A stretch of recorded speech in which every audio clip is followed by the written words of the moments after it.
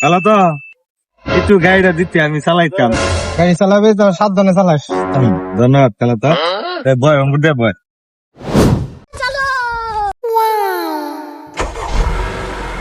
মামা নে কাকা তুমি আরে বয় আমি চালাম আজকে।